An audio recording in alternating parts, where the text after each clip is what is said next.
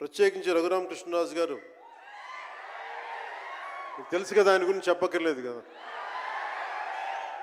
గౌరవ ఆంధ్రప్రదేశ్ శాసనసభ ఉపసభాపతి, ఆయన మాటని శాసనసభలో చూడాలి, చాలా ఆనందంగా ఉంటుంది ఆయనతోటి.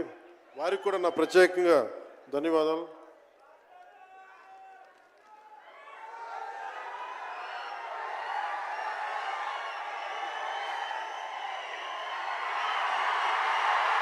సరిగ్గా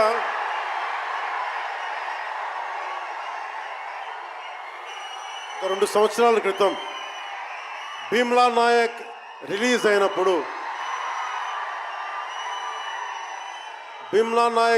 అయినప్పుడు అందరి సినిమాలు 100లో ఉంటే పవన్ కళ్యాణ్ సినిమాలు 10 రూపాయలు 15 రూపాయలతో చేశారు.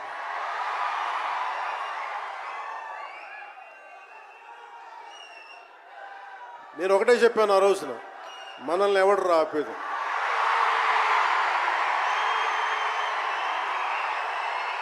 This is not about money, this is not about finance, this is not about records, this is about dam guts, this is about dam courage, this is about dam tenacity. We are here, we will stand by, we will serve justice.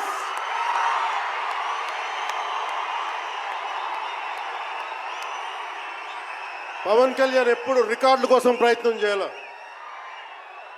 Reluctant actor. మా బ్రహ్మానందం గారు చెప్పినట్టుగా నేనేం కోరుకోలే, నేను ఒక actor అవ్వాలని కోరుకోలే, సగటు మనిషిగా బతుకుదామన్న ఒక్క ఆలోచన తప్ప నాలో ఏం లేదు.